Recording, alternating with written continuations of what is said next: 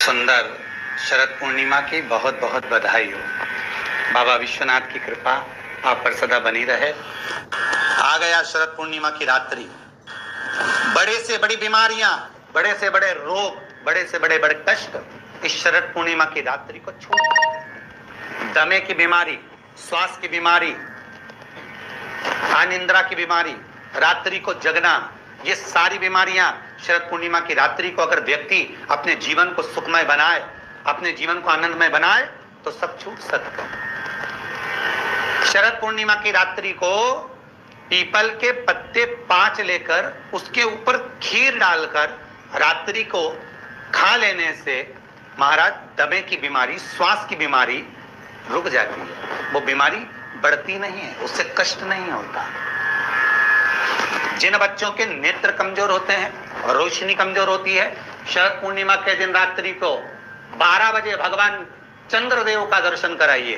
5 से 7 मिनट तक नयन मिलाए चंद्रदेव के साथ और बाद में एक पीपल के पत्ते पर खीर जो चंद्र के नीचे रखी हुई है उसी खीर को चटा दीजिए। फिर चंद्र का दर्शन कराओ, फिर खीर को चटा दीजिए। महाराज नयन की ज्योति बढ़ती है, नींद नहीं आती तो निंद्रा देवी प्रवेश करती है, निंद्रा अच्छी आती है, आनंदित होता है। महाराज जिस व्यक्ति के शरीर में गांठ पड़ जाती हो, शरीर काला पड़ जाता हो, चट्टे पड़ जाते हो या दांत खाज खुजली हो जाता हो, उसके लिए भी शरद पूर्णिमा की रात्रि को 12 बजे महाराज भगवान चंद्रदेव के लिए 21 दिए जलाए जाते हैं। उस 21 दिए की कालोज एक थाली में इकट्ठी करी जाती है। कालोज को इकट्ठी कर कर शरीर में गाय के घी के साथ में जहां जहां जगह पर चट्टे हैं, गांठ है, वहां लगाया जाता है। उसको 5 या 7 दिन लगाइए। उसके बाद में रोज प्रतिदिन लगाने के आधे घंटे बाद स्नान कर लीजिए, आराम लगना प्रारंभ हो जाता है। हमारा आज शरद पूर्णिमा की रात्रि से लेकर कार्तिक पूर्णिमा की रात्रि के बीच में जो दामोदर भगवान का, कृष्ण का, शिव का मंगल आनंद करेगा, अभिषेक करेगा, पूजन करेगा, स्मरण करेगा, उसके सारे दुख दरिद्र दूर हो जाएंगे। रात्रि को आप बड़े प्रेम से खीर बनाओ, चंद्रदेव की साक्षी में रखो, भोग लगाओ भगवान श्री हरि को। बन सके अगर लक्ष्मी की कमी है, लक्ष्मी नहीं आ रही है, व्यापार नहीं चल रहा है, तकलीफ बहुत ज्यादा है, घर में कष्ट है, कर्जा ज्यादा है, तो एक तांबे के कलश के ऊपर, तांबे के कलश में पानी भरना, कटोरी रखना, उस पे लक्ष्मी जी की मूर्ति रखना। लक्ष्मी जी की मूर्ति नहीं हो तो चांदी का सिक्का रखना। उसके सम्मुख में आप 31 दीपक 31 दीपक घी के लंबी बाती के जला देना। महाराज एक एक कमल गट्टा उस 31 दिए के अंदर डाल देना और लक्ष्मी जी का पूजन करना, लक्ष्मी जी का स्मरण करना, खीर का भोग लगाना, पान के पत्ते पर खीर रखना, 5 पत्ते पर खीर का भोग लगाना और माता लक्ष्मी से विनती करना। सुबेरे 4 बजे तक वो रखे रहने देना, सुबह 4 बजे वो उठाना, लक्ष्मी को वापिस तिजोरी में या सिक्का हो तो उसको अलमारी में रख देना। जो खीर बनी है वो प्रसाद के रूप में सुबह 8 बजे, 10 बजे, 9 बजे जब खाना हो प्रेम से खाना। माता जो दिए लगाए हैं वो ठंडे हो गए होंगे, उनको रखे रहने देना, बाद में काम आते रहेंगे, या दिए विसर्जन करना हो तो आपकी मर्जी है। पर वो मट्टी के दिए लगेंगे, आटे के दिए नहीं लगेंगे, मट्टी के दीप लगाना है आपको 31। घी के दिए लगाना है। लक्ष्मी जी का पूजन करो, कंकु, चावल, हल्दी, मोली से, सब तरह से। शरद पूर्णिमा की रात्रि को सुख मिलेगा, आनंद मिलेगा, लक्ष्मी की वृद्धि होगी, कार्य सिद्धि होगी। दूसरा क्रम, अगर कार्तिक पूर्णिमा हो, शरद पूर्णिमा हो, ये दोनों पूर्णिमा पर, शरद पूर्णिमा के दिन आप शाम को प्रदोष काल के समय 4:30 बजे से 6 बजे के बीच में 1 लोटा पानी, उसमें 5 बेलपत्र रखकर, 1 कमल गट्टा डालकर भगवान चंद्रेश्वर महादेव के नाम से भगवान शंकर को चढ़ा दीजिए। आपकी जो कामना हो वो कामना कर कर चढ़ाएं, विनती करें चंद्रेश्वर महादेव को और निवेदन करें कि हमारा ये कार्य सफल हो। केवल शरद पूर्णिमा के दिन चढ़ाइए, कार्तिक पूर्णिमा तक क्या फल मिलता है हमको जरूर बताइए। भी शरद पूर्णिमा की रात्रि को और कार्तिक पूर्णिमा की रात्रि को गर्भवती नारी अपनी नाभि पर यदि चंद्र की दृष्टि पड़वा लेती है तो बच्चा विकलांग पैदा नहीं होता है। गर्भ से जो बालक होगा श्रेष्ठ होगा, विद्वान होगा, चतुर होगा, पढ़ने में होशियार होगा, क्योंकि ये चंद्र की किरणें जब समुद्र में उछाल ला सकती हैं तो आपके जीवन में भी तरक्की ला सकती है, उछाल ला सकती है। शरद पूर्णिमा से कार्तिक पूर्णिमा के बीच में प्रयास करना।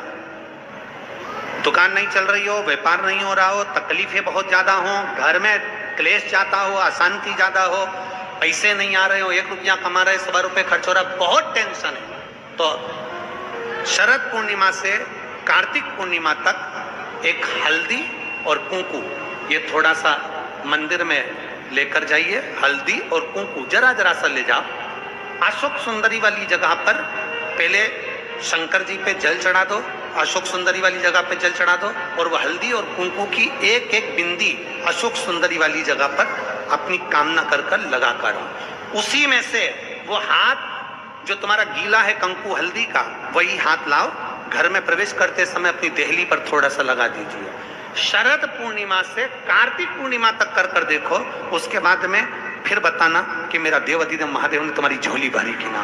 कानी दिखे कहीं किसी को पास कानी दिखे,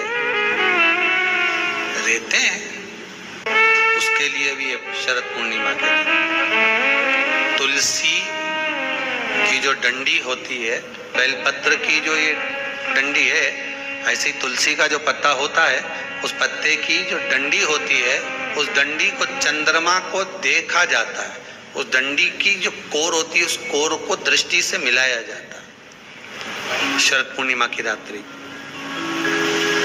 ठीक 12 बजे आप चंद्रमा की, जैसे चंद्रमा का भाग, उस चंद्रमा के भाग को आप उस डंडी के भाग से निहारने का प्रयास करिए।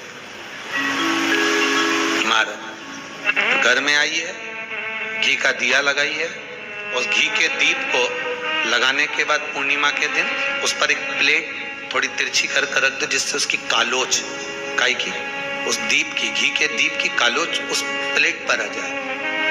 थोड़ी सी कालोच ले लीजिए, 5-10 मिनट में आ जाएगी। उसको गाय के घी में मिलाकर आंखों में सुरमा लगाकर रात्रि को सो जाइए।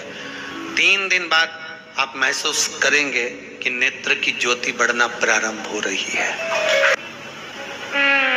पूर्णिमा का जो चंद्र है वो विशाल का है, और उस चंद्र की पूर्णता में हमारी अभिलाषाएं भी पूर्ण हो। अब पूर्णिमा के व्रत में आपने कई बार किताब पढ़ी होगी पूर्णिमा की, या आपने व्रत किया होगा, या पूर्णिमा का व्रत आप धारण करे होगे, तो उसमें पूजन कौन से भगवान की होती? पूर्णिमा के व्रत में केले के खंभ लगाकर पूर्णिमा का जो अध्यापन होता है, पूर्णिमा की जो पूजन होती है, उस पूजन में शंकर और पार्वती की पूजन की जाती है। शंकर और पार्वती का पूजन क्यों करा जाता है पूर्णिमा के व्रत में? क्योंकि शिव और माता पार्वती ही केवल एक ऐसे हैं जिन्होंने अपूर्ण लक्ष्मी को भी पूर्ण बना दिया था। किसको पूर्ण बनाया है? लक्ष्मी।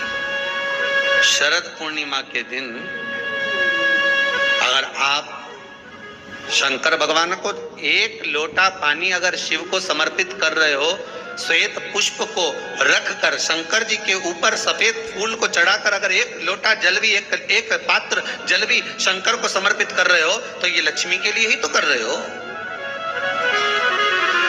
और कौन सी लक्ष्मी? पूर्ण लक्ष्मी। पूर्ण लक्ष्मी।